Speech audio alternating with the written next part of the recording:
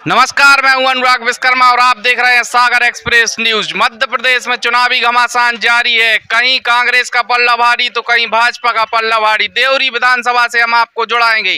देवरी विधानसभा में कांग्रेस सिटिंग विधायक 10 सालों से जो विधानसभा में विधायक हैं, जिनके सर पर देवरी का ताज है, इस बार भी विधानसभा से प्रत्याशी विधायक हर्ष यादव ही को कांग्रेस ने बनाया है और भाजपा से प्रत्याशी पंडित ब्रज बिहारी पटेरिया को बनाया है। हम आपको यहां बता दें, 10 साल से हर्ष यादव यहां पे विधायक हैं, क्षेत्र के लिए लगातार काम कर रहे हैं और भ्रष्टाचार के खिलाफ हमेशा आवाज उठाते हैं। आइए हम आपको सागर एक्सप्रेस न्यूज पर सीधा बताएंगे क्या वजह है, जनता हर समय देवरी में क्यों है।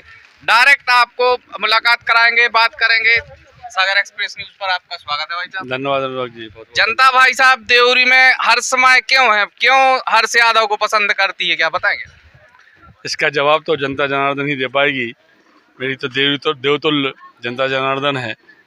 मेरा प्रयास रहता है कि जनता की सुख दुख में शरीक रहूं और कहीं ना कहीं इस भाव के साथ मैंने संकल्प लिया है कि लोगों के तकलीफ भी दूर हो, क्षेत्र में विकास भी हो और अराजकता का, भ्रष्टाचार का जो माहौल इन 20 वर्षों में मध्य प्रदेश में बना है, क्षेत्र में बना है, उससे हमें मुक्ति मिले, ये हम लोगों का संकल्प है। और आप खुद ये बात समझ सकते हैं कि देवरी एक ऐसी विधानसभा क्षेत्र है जिसमें सर्वाधिक पिछड़ापन इन 20 वर्षों में हुआ है।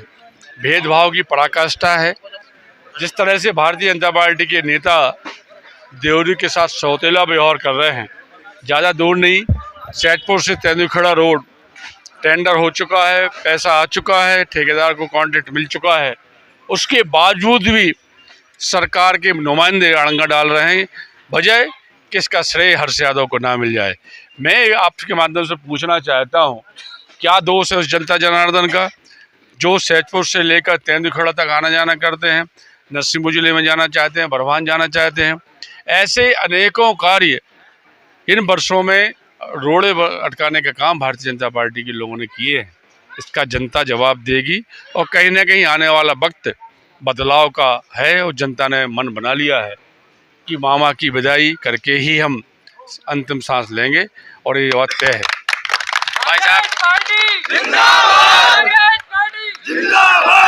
भाई साहब नगर में लगातार आप जनसंपर्क कर रहे हैं, क्या कितना आशीर्वाद मिल रहा है जनता से? जनता का भरपूर आशीर्वाद है। उसी वजह से 2 बार निर्वाचित होने का मौका मिला है और मैं तो हर मंच से कहता भी रहा हूँ, मेरी तो योग्यता क्षमताएं कुछ नहीं थी, जीरो से भी ऊपर बैठाला है, अर्श से फर्श पर बैठाला है, फर्श से अर्श पर बैठाला है। तो ये जनता जनार्दन का आशीर्वाद है और कहीं ना कहीं देवरी की जनता बेहद कर्मशील व्यक्ति को पसंद करती है और कहीं ना कहीं देवरी के पिछड़ापन को भी याद करती है। उसी के बदौलत जनता आज हमारे साथ है। कई लोग आए, लोगों को ठगा और आज नमस्कार करके चले गए। ऐसे लोगों को मुक्त करने के लिए जनता तैयार बैठी है। भाई साहब, मध्य प्रदेश के मुख्यमंत्री शिवराज सिंह चौहान ने एक चुनाव के पहले लाडली लक्ष्मी बहना योजना चलाई है महिलाओं को लोभित करने के लिए। इस संबंध में आप क्या कहें? मैं नहीं कह रहा हूँ, ये देवरी क्षेत्र के साथ साथ पूरे मध्य प्रदेश की जनता कहती है कि अब मुख्यमंत्री जी को लाडली बहनाओं की याद क्यों आई। बहुत सारे हमारे कर्मचारियों की मांगें पूरी करी, बहुत सारे हमारे कुटवार भाइयों की, आंगनबाड़ी कार्यकर्ताओं की, आशा कार्यकर्ताओं की मांगें पूरी करी, अतिथि शिक्षकों, अतिथि विद्वानों की मांग पूरी की। खजाना पूरा लुटाने के लिए बैठे हैं। और जनता, आज वही जनता जिनकी मांगें पूरी की हैं, वही कहते हैं कि इन 20 वर्षों में याद कभी क्यों नहीं आई शिवराज सिंह को। ना लाडली बहना की याद आई, ना हमारे कर्मचारी भाइयों की याद आई, ना हमारे व्यापारी भाइयों की याद आई तो मात्र इस वजह से कि विगत 6 महीने से लगातार जो सर्वे के आंकड़े आ रहे हैं, सरकारी एजेंसियों द्वारा सर्वे हो रहे हैं, प्राइवेट एजेंसियों द्वारा सर्वे आ रहे हैं, उसमें ये तय हो चुका है कि मध्य प्रदेश से भारतीय जनता पार्टी की विदाई का वक्त आ चुका है। इस वजह से इन्होंने घोषणाओं का पिटारा खोल दिया है। जनता भी तय कर चुकी है कि हम इनकी शासन की योजना का लाभ तो भरपूर लेना है, वो जो निर्णय लेना है वो हमें लेना है, कांग्रेस के पक्ष में लेना है, वो तैयार बैठी है। भाई साहब, आपके हिसाब से मध्य प्रदेश में कमलनाथ जी की सरकार बन रही है और बन रही है तो कितने वक्त? देखिएगा, जनता सर्वश्रेष्ठ होती है और हम तो सब लोग मानते हैं जनता जनार्दन होती है, देवतुल्य होती है। जनता ने यदि ठान लिया है तो ये तो तय है कि सरकार तो हमारी पिछली बार भी हुई थी, 14 हम लोग विधायक जीते थे, बहुत सारे हमारे विधायक बहुत कम मार्जिन से हारे थे। और इस बार सबसे बड़ी नाराज़गी यदि कहीं जनता में है कि मैंने तो जनता ने कहा है, जनता के लोग कहते हैं कि जनादेश तो हमने कांग्रेस को दिया था 5 साल के लिए, 5 साल चलाने का मौका जब हमने दिया था तो 5 साल चलाने का अवसर कांग्रेस पार्टी को देना चाहिए था।